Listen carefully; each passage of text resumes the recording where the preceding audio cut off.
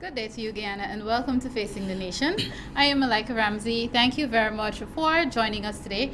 I trust that you're all doing great in your homes. Of course, first of all, I know you are expecting the Brigadier David Granger, of course, the APNU AFC presidential candidate, back on the program with me today, but unfortunately, or in a sense I should say fortunately, he is not here because, of course, as you know, in the coming days and in the coming weeks ahead, APNU AFC, that alliance, is preparing for the 2015 regional and general elections, and in order for us to secure victory at the polls come May 11th, hard work behind the scenes is necessary. So that hard work continues, and that's why you're not seeing the Brigadier on set with us today. We're working in one area and he is currently in another area.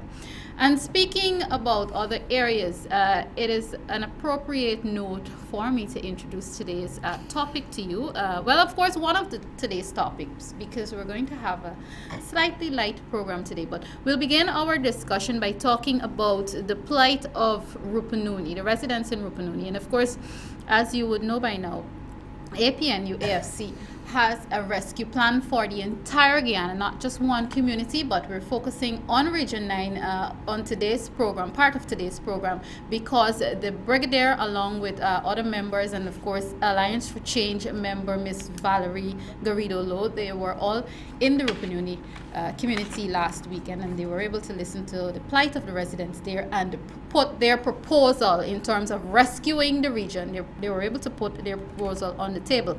Of course, the visit wasn't only conducted by the Brigadier and by Miss Valerie Garrido-Lowe. Other members of the team of both APNU AFC Alliance who were a part of that journey into the Rupununi, and I have one of the other persons who were part of the team here on the program with me. Of course, no stranger to you, Miss Annette Ferguson. Well, I think I should refer to her as former Member of Parliament Annette Ferguson, because of course, as you know, the House has finally been dissolved. Welcome to you, Miss Ferguson.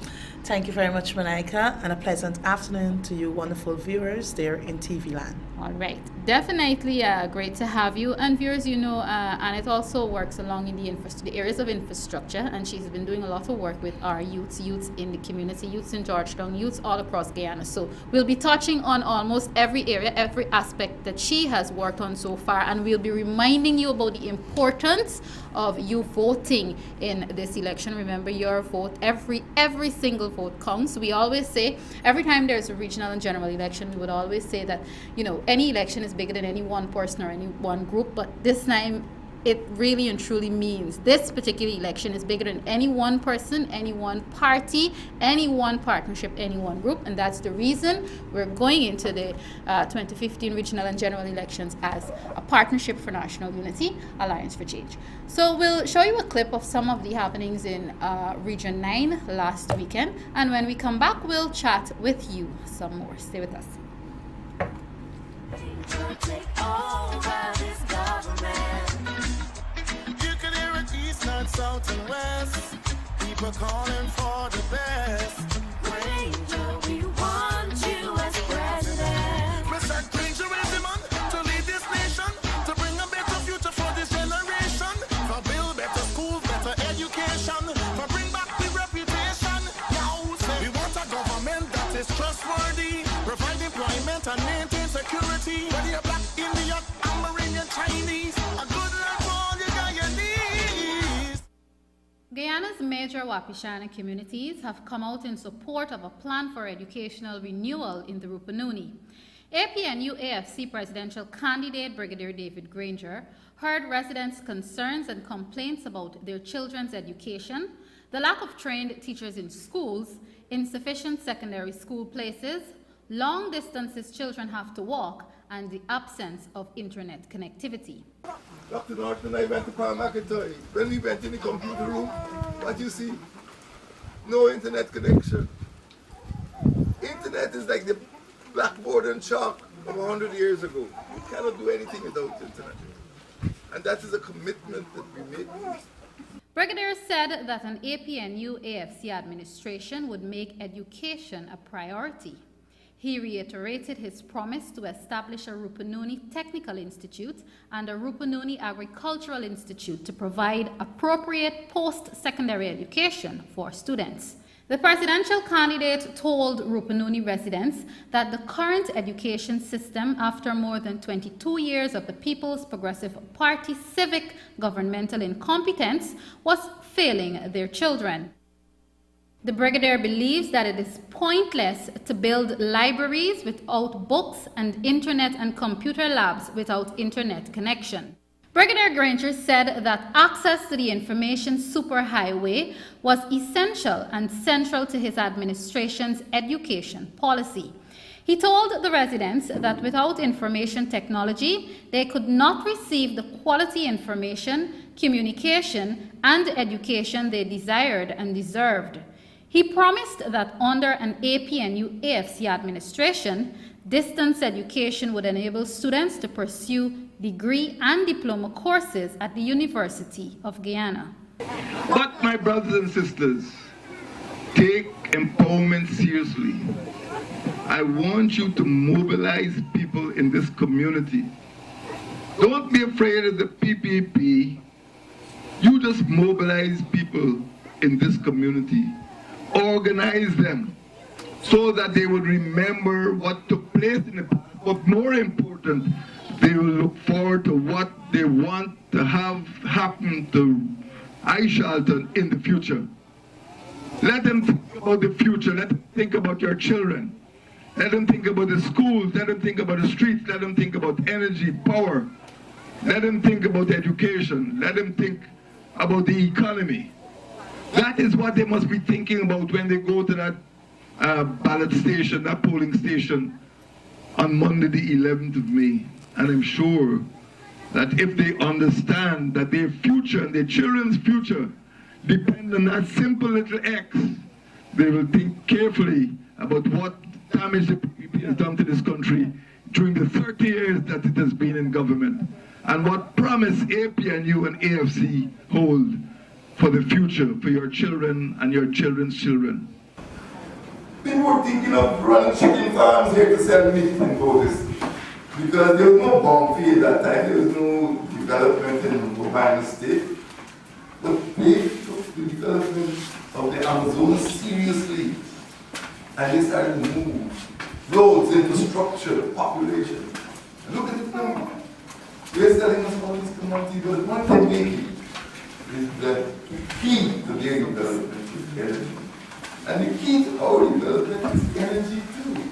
And Rupununi has got energy potential which is not being exploited, is not being developed. Brigadier Granger led the 5-day campaign to 14 communities in Region 9. He was accompanied by Vice Chairman of the People's National Congress Reform, Dr. George Norton, Executive Member of the Guyana Action Party, Mr. Musir Barreto, and Executive Member of the Alliance for Change, Ms. Valerie Garrido Lowe. They were all greeted enthusiastically by the residents there. Granger, take over this government. You can hear it east, north, south, and west. People calling for the best. Granger, we want you as president. Mr. Granger is the man to lead this nation, to bring a better future for this generation, for build better schools, better education, for bring back the reputation. We want a government that is trustworthy, provide employment and maintain security. Whether you're black, Indian, Amerindian, Chinese, a good life for all you Guyanese.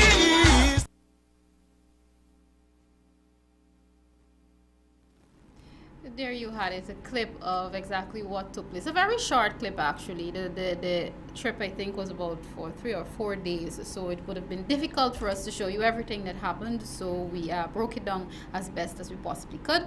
The Brigadier and his team visiting the Rupununi Region 9 community last weekend. Now, before we focus on today's topic, of course, which is talking about the fact that the Rupununi needs a rescue plan, it's on a very, very sad, tragic, and unfortunate note that I take this opportunity to extend condolence and sympathy to the relatives and the friends, especially his children, of Mr. Courtney Crum-Ewing, who was assassinated earlier this week. And it's really, really sad and really, really unfortunate, because every chance I get since the assassination took place, from then to now, I sit and I think that maybe, just maybe, society would have played a major role in failing Mr. Crum-Ewing, because he probably was not as supported as he should have been. And really and truly, he was speaking out for the rights of every single one of us in this country, whether it be a young person, an older person, a child, a mother, a brother, a sister, a son, a father. It is really, really unfortunate. I mean, people say death eventually knocks on the door of everyone, but when you're going to lose your life like that, he was murdered in cold blood. And again, on behalf of, even though we would have already expressed it in writing, on behalf of a Partnership for National Unity, on behalf of the People's National Congress Reform, on behalf of the Guyana Youth and Student Movement, on behalf of the Youths for David Granger, I again like to extend sympathy, our deepest sympathy, to the relatives and friends. And we trust that with all the statements we're hearing about no stone being unturned in terms of finding who killed him and all of that, we trust that this is not another case of lip service. You know, it's okay to say these things. The lights are on, the camera is on, so we're going to say that, you know, no stone must be left unturned. His killers must be brought to justice. It's all well and good. Anybody could jump up in public and say that, but we trust that we will indeed see the perpetrators, every single person who may have been behind his killing, his assassination. We trust that they will be brought to justice. And I really, really, truly am very sorry and sad that we would have had to go there, but we couldn't have a live program and not say something about the assassination of this gentleman who will go down in our history books as a hero, because he has done a lot for our nation in terms of making our citizens more aware of exactly what it is that's happening and who it is that's really trampling upon our rights. I mean, Ms. Ferguson, I know you probably would like to add to what I've said there. Yes, thank you very much, Malika, and once again, good afternoon, Guyana. From a personal point, I just want to extend my deepest condolences to the relatives, friends, family, and those little children that are left fatherless for the late Courtney Crum-Ewing. And I trust, Malika, just like you said, we hope, or I'm speaking as, you know, a single person here, I hope that justice is served in this matter, because for too long, Malika, it is not only Mr. Crum-Ewing, but we had other instances in this country where persons, fathers, brothers, uncle, husbands were gunned down cold-bloodedly. And I trust that Mr. Crum-Ewing's death would not be added to those long-awaited lists. And I'm calling on the authorities, the subject minister who has responsibility for public security in this land, the commissioner of police acting, and all other senior officers of the Guyana Police Force. I'm calling on you to act swiftly and to ensure that justice is given to the family of the late Crum-Ewing. He was fighting for all of us. I can recall one instance, Malika, him calling on all Guyanese to join with him, Yeah. to add their voices with him, because we all knew that there was a wrong committed by a sitting government minister of this land. But we all failed to walk Society with failed him. Mr. Crum-Ewing. He alone did it, and now he has paid the ultimate price. But I'm calling once again on the minister, the Commissioner of Police acting, and all senior officers of the Guyana Police Force to bring those perpetrators to justice and let the law deal with them accordingly. Thank you. Okay. And as we move off from that topic, may I say, may he rest in peace, and of course, our prayers. We're going to definitely be praying for all his relatives and friends as we move forward as a nation, hopefully as a nation, moving forward together as a nation. And let's talk about I would like to say the disaster that is the Rupununi at this stage. We have seen the cases where government has gone into the Rupununi on many occasions, and they give out their gifts and their trinkets. And I'm certain as we speak, they're preparing to do that, not only to the Rupununi, not only to Region 9, but all other hinterland regions, because I think we're still in this age where we somehow believe that an indigenous person is not as smart as a coastland, and I don't know where we get that idea from. So the PPP think that it's okay for them to go in there and they're going to continue to fool the people. Before we even talk about convincing people to guard against that, let's talk about what some of the things you would have seen, what you would have experienced in Region 9 at your visit during the last weekend. Thank you very much, Malika, once again. Well, I must let you know, Malika, that during the visit to the various indigenous communities there in Region number 9, a number of things we observed and a number of things those villagers would have brought to our attention, such as their land issue.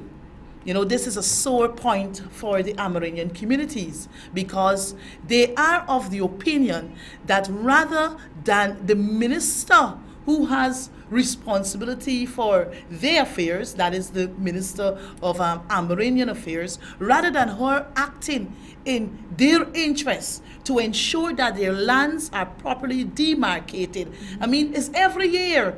The promises are being made by the government that, well, look, yes, your land will be demarcated X time in X year. But the reality is that this is not being done. And apart from land, the other issue that Amerindian villages are confronted with, Malika, is infrastructure. We recognized during our visit, it takes you close to 3 to 4 hours to get from one village to another village. Why? Because of the state of the road. I mean, yes, it is the Rupununi, so they don't have like asphalted road like we have here in the coastland, but they find it difficult to traverse the Rupununi. The other thing that is of concern for those Amerindian communities, it has to do with the high cost in transportation. Because as I said before, moving from one village to another takes you some amount of hours to get from one to the other.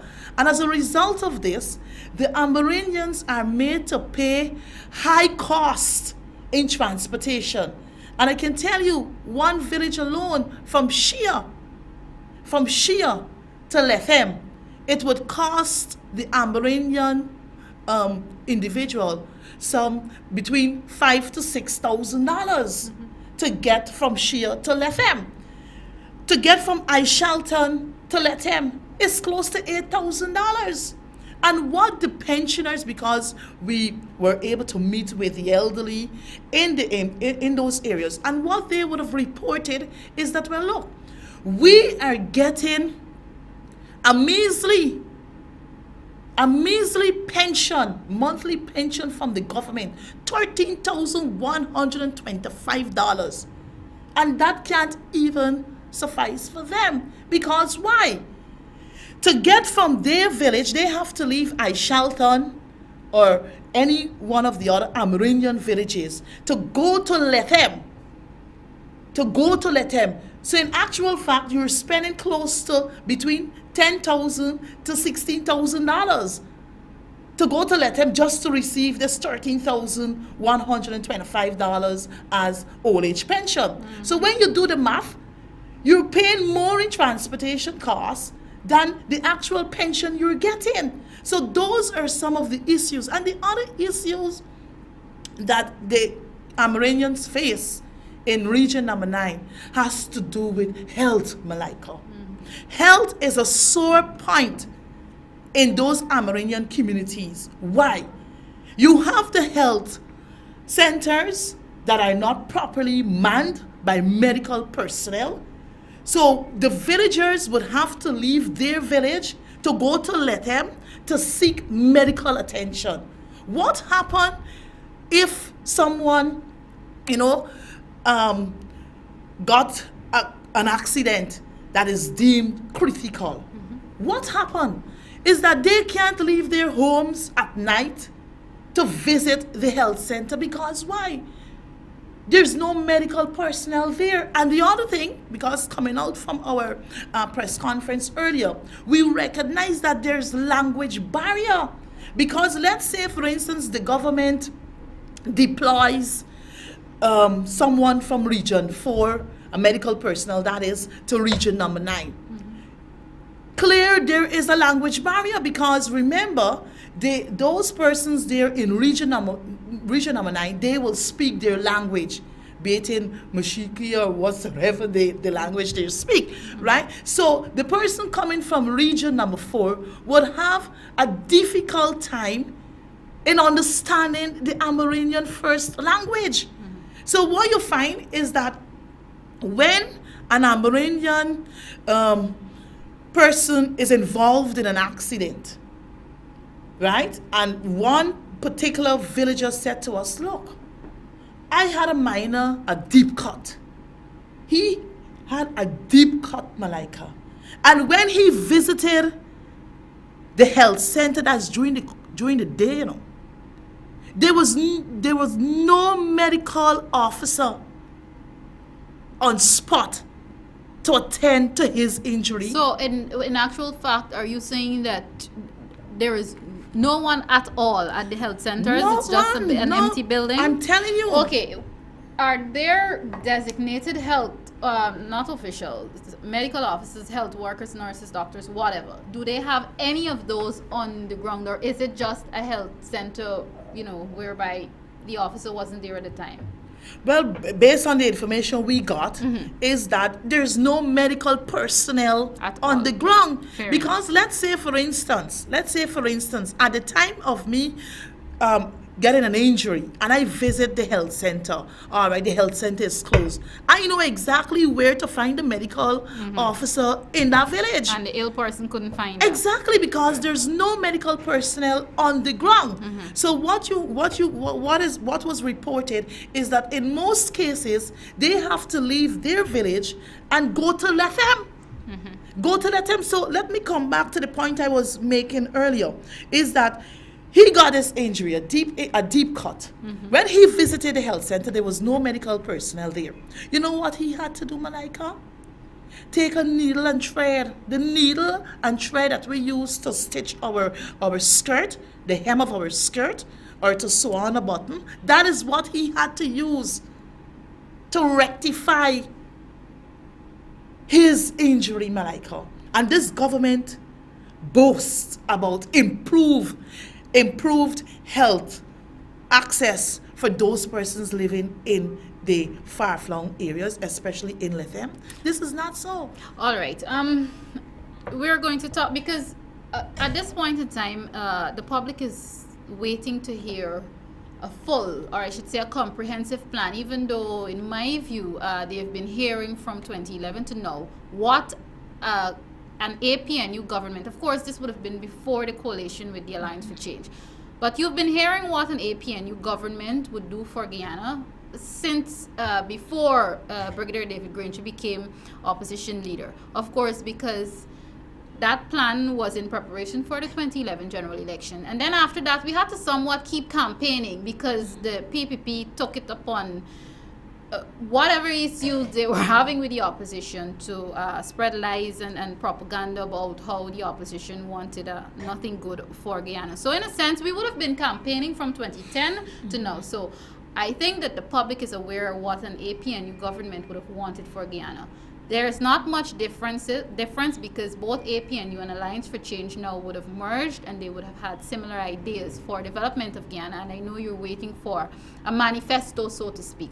But while you're waiting for that, and what I'd like to hear from you is what an APNU AFC government would not only do for Region 9, but for all our indigenous communities. Before you do that, viewers, if you're now joining us, I'd just like to remind you that, of course, this is Facing the Nation. Today, we're discussing a number of issues, but at this point, we're on the issue of rescuing Rupununi, the Region 9, and of course, that is the APNU AFC's plan for rescuing Region 9. So, and we have highlighted the problems, the issues that we're having. What would an APNU AFC government do to move Region 9 forward, to develop the region so that all of us as Guyanese can benefit in terms of not only providing health service, better infrastructure, better education systems for the region, but developing the agriculture sector so that we all can benefit? What is the plan? Okay, Malika, thank you very much for that question. Just before I answer your question, let me say this, or let me emphasize on this point that the leader of the opposition has always been, making, right?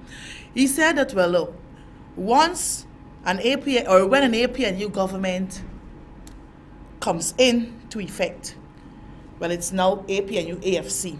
What we will do, the first thing we will do for the Amerindian communities, we will ensure that region number 9 is made into a municipal area. That is, we would ensure they have their own mayor, their own councillors, and everything at the regional level so that they can make whatever decisions in their region. To answer your question, what an APNU AFC government will do to develop the agriculture thing in the Rupununi there is that we would first ensure that an agricultural institute is established, because primarily in Lethem there, they depend heavily on farming. Right? So what we would seek to establish is that an institute for agriculture purposes is established so that when the young boy or girl leaves school, so rather than them having to venture into Brazil or to Venezuela to seek employment, they can now go to the Agricultural Institute and develop their skills so that when they would have completed their period of education at that level, they will now go back into their various communities and create jobs, probably, farming in the sense of producing nuts, peanuts, because, they produce that, right? So they would now go back into their various communities, have these establishments done so that, the younger generation coming up behind them now would be able to benefit. So rather than the Amerindians having to leave their villages and go to other villages to purchase items, they can do so in their own communities. Because as I said before, with the establishment of an agriculture institute, the Amerindians would be able to benefit from that, right? And the other thing an APNU AFC government would seek to do, not only would we establish an agriculture institute there in the Rupununi, we would also ensure that technical institutes in the Rupununi is also established, because what we recognize is that the young boy or girl leaving secondary school, they would now have to come to Georgetown, Region 4 that is, to attend GITC or GTI just to ensure that a skill or they're being empowered through a skill. So what we would do is to ensure that that technical institute is established. So all the training that is being done in region number 4, the Amerindian boy and girl, they would be able to benefit within their region. So in mechanical engineering, in electrical engineering, in crafting, and so forth. So an APNU AFC government would ensure that these two institutes are established in the Rupununi. All right. Before we move away from Region 9 and the Rupununi to deal with another topic, for example, youth. Before we come out of this region, let's talk about two things. One, infrastructure. What is there a major plan for infrastructure? Because the government has made it seem very, very difficult to develop infrastructure in these hinterland communities. We continue to hear stories about students having to leave their homes very, very early in the morning and having to paddle up the river to get to school. And these are very small children we're talking about. We've heard stories about the fact that they can't travel back and forth, so they're all crammed in one or two school dorms. What is your plan for infrastructure to eradicate these problems and make our people safer? Well, the current infrastructure, Malika, I must say, there in region number 9 is in a deplorable state. Because we would have crossed bridges, and believe you me, those bridges are in a dilapidated state. So what an APNU AFC government would do is that we will invest in infrastructure to ensure that roads are made sturdy and more accessible, right? We would also ensure that the building or the construction of a Linden to Lethem highway, so that at least the people who are currently living there in region number 9 wouldn't have a difficulty accessing Lethem in and out, because we would ensure that proper road network is done so that our people can traverse freely. All right. Finally, on this region, because Guyana is really, really big in terms of not people, not population, but in terms of size, physical size. Guyana is very, very big, and it's difficult, basically almost impossible for Brigadier and the APNU AFC to get a team into those communities again before the 11th of May. So with the visits that you would have conducted last weekend and even previous visit, how confident are you that the people of Region 9 are behind us? But I can't say you, I have to include myself here. How confident are you that the people of Region 9 will come out and vote APNU AFC and not be distracted by what we know the PPP will do? It's in their nature. They will go in there and give out things like solar panel, tractors, even maybe sports equipment for some of the young persons. Are you convinced that what you would have done, the work that you would have done on the ground in Region 9 would have been enough to have these people vote solidly APNU AFC come May 11? Malika, to answer your question, I am convinced 100% that that is the APNU and the AFC, we will get 100% support from those residents there in region number 9. Reason being, Malika, is that we would have visited some 50 communities there in region number 9. And the feedback that we received from those residents, I must let you say, Malika, they reported to us that that is the team that visited, we went with a message. Okay. Because what the government would have been peddling to those Amerindian communities is that the combined opposition would have cut this. The combined opposition would have cut the Amerindian Development Fund and a whole load of things. The LCDS funds and every other thing that goes with it. And when we went into those communities, Malika, and we educated those people, we enlightened them, the questions kept coming because the people now realize that, well, look, what we were being told by the PPPC government is totally different from what we're hearing now. And based on the work we would have done at that level, the people said, look, we really need a change, because the only time you would see the government coming into our communities is during the election period. And what they would normally do, they would normally bring handouts. And the people said clearly that the time for handouts is over, right? We need our communities there in region number 9 to be developed. We need our lands. Young people need proper recreational facility. Young people need jobs.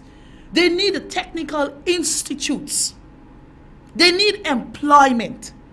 They need to see a proper health system in their communities. They need to see medical surgeons in their communities. They need to see proper infrastructure. And they would have put it all on the table. And they said, look, you guys would have come with a plan. You guys said to us, this is where you will take region number 9 when you take government, and we are going to give you our full support. So with those few words, Malika, I am 100% convinced that we will get full support from region number 9 come May the 11th, 2015. All right. Indeed. Well said, and we know that your words will certainly manifest. Yes. Now, let's talk about another big issue. The greatest part of the voting population consists of youth. Unfortunately, we have a society where we have so many young persons who were conceived, who were born under the PPPC administration. So it's a bit tasky to convince them to vote something that they don't necessarily know. I am not saying that they're happy with what they know. This is what they're accustomed to. This is what they understand. This is what they know. Again, unfortunately, some of them have reached a point in life where they accepted that, look, this is how life can go for me. I'm born in Guyana, go to school. I may be qualified, I may not be qualified, but I have to accept whatever is given to me because this is the way life is. This is how we live in Guyana. There isn't much more that I'm going to get from the PPP because, of course, they're into filling their own pockets and bank accounts and dealing with people who belong to them. How are you convincing the young persons? I mean, and this is as Annette Ferguson. I know there are several groups, and the fact is there are several groups in a Partnership for National Unity and the Alliance for Change who are working to get more youths on board. And several groups have indicated interest. These are the young people group. But how is Annette Ferguson dealing with young people in terms of convincing them that, hey, look, your life doesn't necessarily have to be a miserable one? Because the fact is, I am a young person. I'm not as young as I used to be, but I'm a young person. I can speak. Our lives have been basically miserable under the PPPC administration. But how are you going to get them to be brave enough to move forward from that? Well, Malika, based on the plan, a Partnership for National Unity and the Alliance for Change, based on our plan that we have for young people, I would have said to young people during, my groundwork, is that you would have seen the decay in our education system. And because of the education system being in a decayed state, young people, most of our young people are dropping out of school. And because of them dropping out of school, they're being robbed of an education. So in most cases, what I would say to young people, look, an APNU AFC plan for young people is to ensure that our education system is restructured so that every boy and every girl would have a quality education.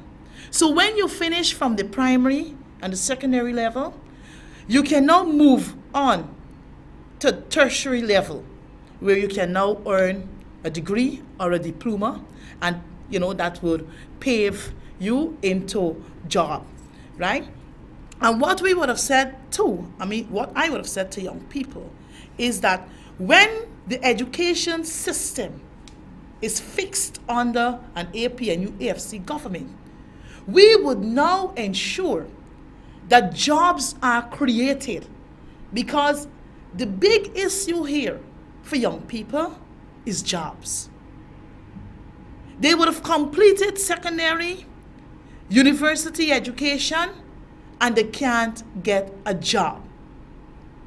So, what I have been saying to my young Guyanese brothers and sisters out there is that an APNU government would ensure that proper jobs are created.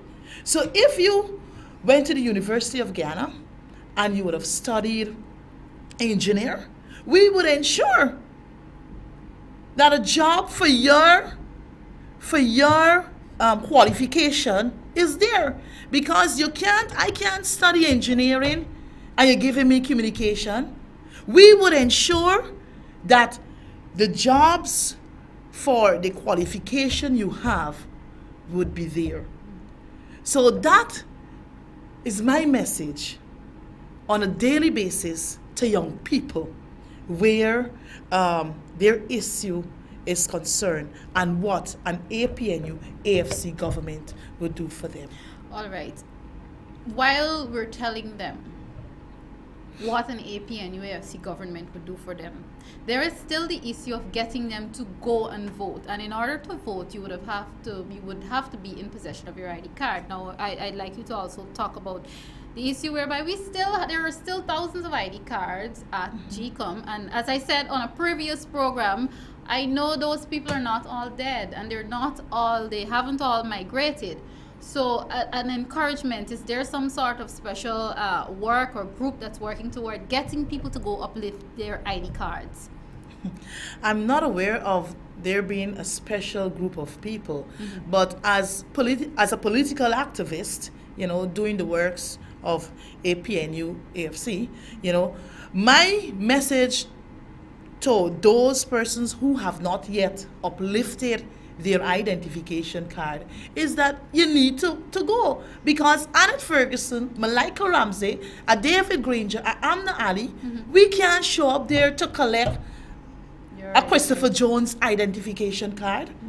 You understand me? So I have been continuously encouraging persons to visit the nearest GCOM office in your district and uplift your identification card, because yes, young people, and I'm not only speaking to young people, because you have adults too who would have registered and who have not yet uplifted their identification cards. So if you really want to be a part of change, if you really want to see the backs of the PPPC government, the only way you can go and exercise your franchise is that you have to ensure that you're properly equipped. And by properly equipped, I mean you have to go. You would have already completed the first process, which is registering. The other process is for you to go and uplift that card, and then await for the elections day, where you will now go and exercise your franchise. So my message to those persons who have not yet uplifted your identification cards, we have less than 58 days more remaining for May the 11th, 2015 regional and general elections. There are some 35,000 ID cards still lying at GCOM office. So I ask of you, for those of you who have not yet uplifted your cards, please visit the GCOM office and have your cards uplifted. Because as I said before, Annette Ferguson, Malika Ramsey, we can't go and collect a Christopher Jones card. Okay. Right? You're asking them to uplift it, but I'm going to grovel. I'm going to beg for them to uplift their ID card, because it really is important. And we have gotten some information already. We're not sure if it's false or if it's true that persons have already been asked to sell their ID cards. I know it happened for a fact in 2011. And it is something wrong. It is illegal. It is illegal to sell your ID cards. But this proves that the PPPC and really and truly they're bankrupt of ideas. They have no creativity left. Nothing that they have to resort to something that they did in 2011. And I trust that Guyanese, we reach a point where we say no. We're past that. When you sell your ID card and how much ever money you sell this ID card for, how long is the money going to last you? You're going to sell your ID card and accept living in another 5 years of misery under the PPPC, and we know what they are capable of. So if it is that is true, that there are already persons going around offering to buy your ID cards, please tell them no, and tell them nicely, because we're trying to avoid confrontation at all costs too, because we're going to see more things happening to create confusion in this political season, whereby someone can get on a platform and say, well, there's a state of emergency in Guyana, or there's a state of unrest, so we can't possibly have elections when our country's like this. So you say to them nicely, you're not interested. Do not sell your ID cards. Apart from it being just unethical and wrong, it is illegal. So, Malika, if you may, just allow me to add on that note, right? The vulnerable grouping of persons who are likely to be approached would be young people, because remember, they have the higher percentage of voters or voting for this upcoming elections. So my message to young people out there: do not sell your soul for a small pittance of, no, we could call it 50 pieces of silver in this of case. $10,000. It doesn't worth it, because 3 years ago the PPPC was governing this country. And my question to you young people: have you seen significant changes within those 3 years? So selling your identification cards just to ensure that the PPPC remains in office, what is there 3 years ago will remain 5 years to come. So if you want to have a good education, if you want to have a good employment, if you want to see things happening for young people in terms of recreational facility, because a lot of our young people are getting into music, a lot of young people are getting into sports. So if you want to see upliftment or development in those areas for yourself, please, I ask of you, I beg of you, not to sell your identification cards. Go out there on May the 11th, 2015, and make your mark. Make your mark for change. Because an APNU AFC government would ensure that development is done for you. Okay. Viewers, I know you're used to, of course, us opening the phone lines and taking your calls and you getting a chance to express yourselves. But unfortunately, we're not going to do that today because we still have some other things to discuss. And I see I only have about 10 more minutes left in today's program. So I beg your forgiveness today for not opening the phone lines. But you'll get a chance to speak to us as the weeks go by. I'll definitely open those phone lines for you on our next program. Let's talk about a national youth policy. It may not be called that under an APNU AFC administration. Now, viewers, I did say earlier that plans are afoot. As we speak, the manifesto is being worked on and being created so that you will be privy to that. And of course, in the manifesto, there will be plans for every single sector and every single group in our society. But I want to talk about what would be the plan, whether it be a national youth policy or whether it would come under a different title. Even though you may not know right now, Annette, what are some of the things that APNU AFC will definitely do in terms of written on paper, that this is what we will definitely do for young people. What are some of the things you're expecting APNU to change for youth in terms of having not guidelines, but a plan out there for our youth and in this case, I'm not talking about education, but a general youth plan. What are you expecting, and what would you even urge our senior colleagues in APNU AFC to ensure that's in there for our young people? Well, Malika, young people face a number of challenges in our society today. They're being influenced by way of peer pressure, other social factors, music, amongst other things. So for me, what I would want to see in a national youth policy, or if it's given another name for young people, is that a government that cares for young people. How would this government deal with these issues, the social issues that our young people face on a daily basis? So that is one area I would like to see in a document for young people, Okay. Because as I rightfully said, young people face a number of challenges on a daily basis. So sometimes these things cannot be dealt with at the family level or the community level, but at a national level, I would want to see, that an APNU AFC government would ensure that X and Y is there so that young people would access it, be it free of cost or without trouble-free.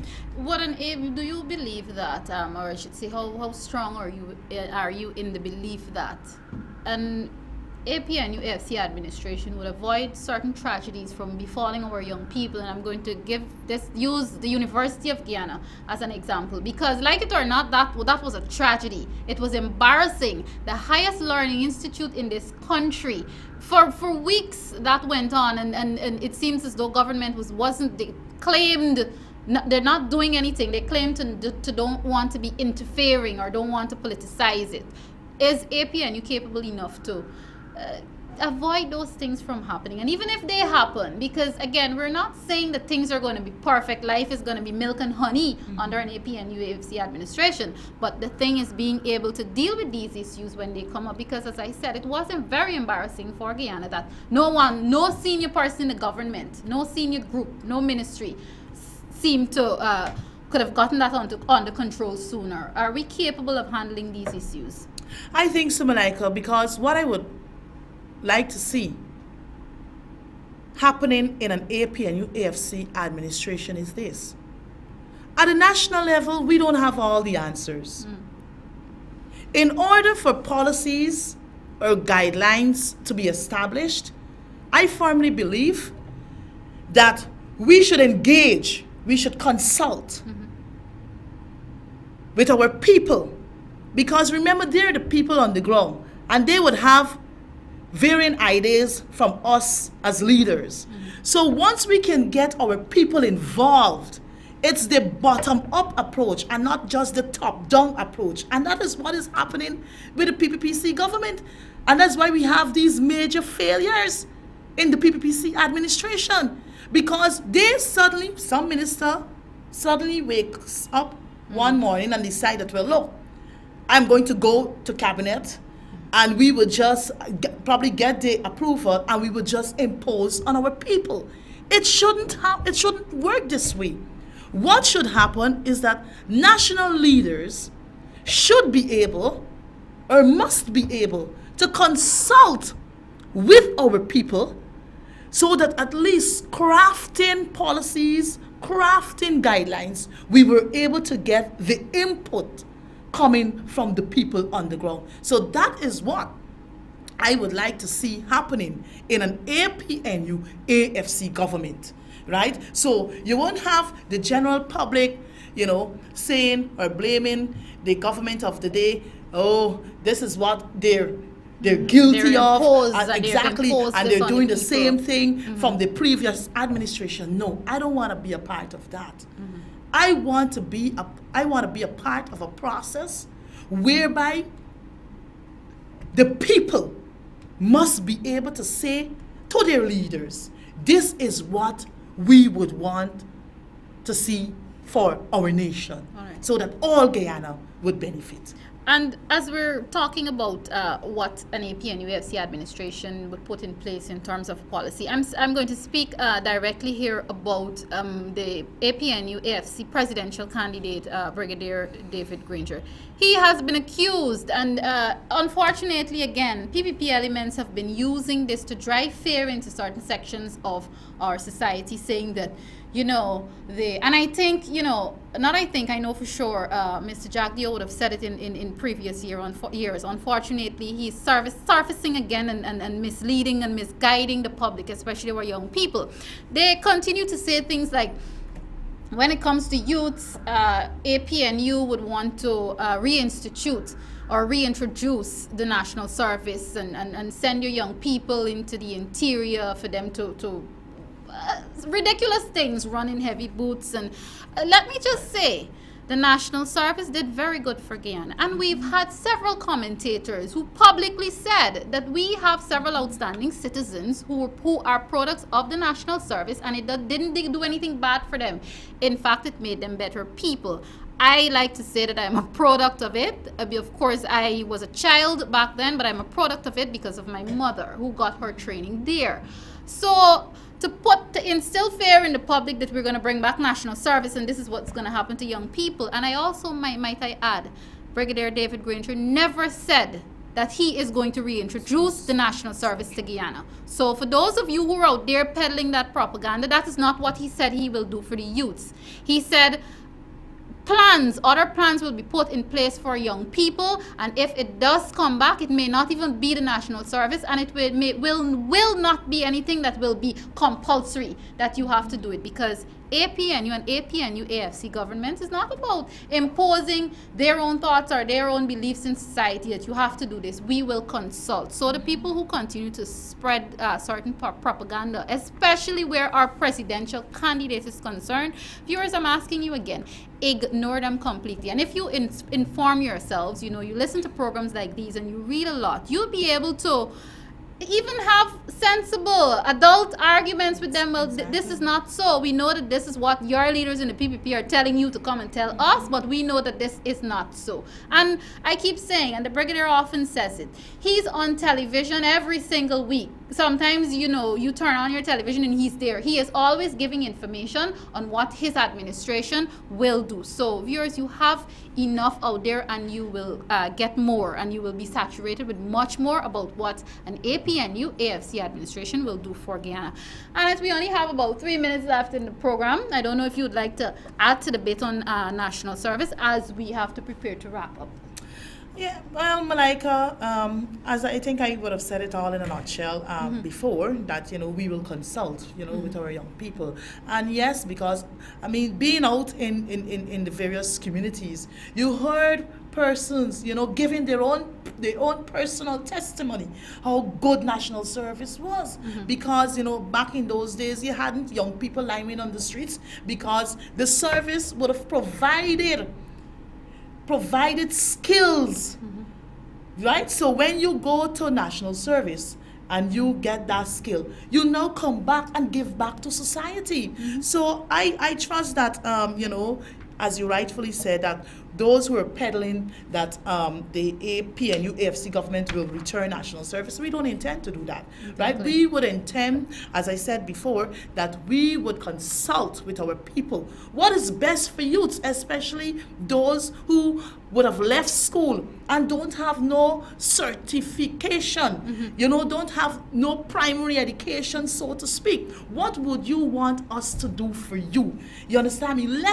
You know, we must have this one-on-one discussion, and that's the only way guidelines, policies, or principles can be crafted so as to chart the way for our young people. And in closing, Malika, I just want to say to my fellow young Guyanese brothers and sisters, as I said before, we have less than 58 days remaining. I ask of you, analyze all the issues: education, health, unemployment, and the list goes on and on. Security, the list goes on and on. Analyze those issues and make your own conclusion. Do I want to have those similar things repeat for another 5 years? No.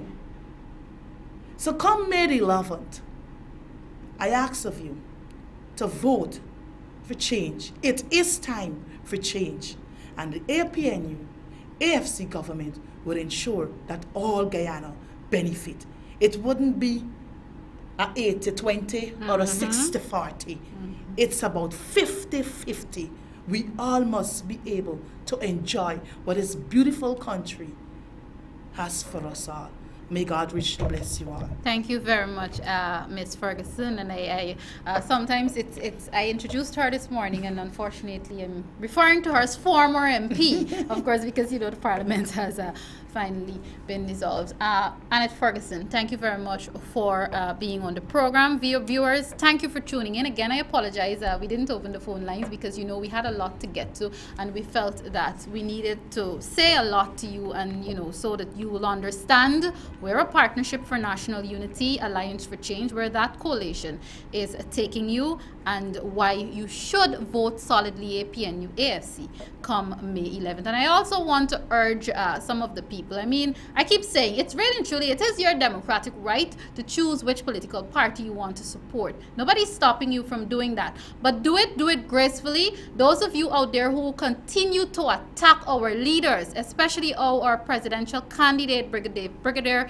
David Granger, stop attacking our leaders, because there are groups out there, when you verbally attack our leaders, they're going to verbally attack your leaders, and we're going to have a mudslinging campaign, and we're trying to avoid a mudslinging election campaign. I am Malika Ramsey once again. Thank you very much for joining us. Take care of yourselves, take care of each other, and of course, join us again next time. Goodbye.